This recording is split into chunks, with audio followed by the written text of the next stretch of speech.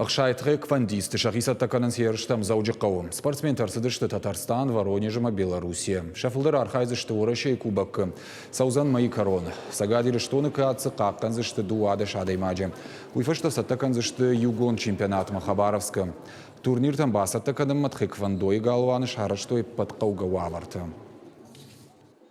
Ценность российских соревнований велика уже становится. Некоторые соревнования даже внутрироссийские их приравнивают к статусу международных соревнований, чемпионата Европы, чемпионатов мира.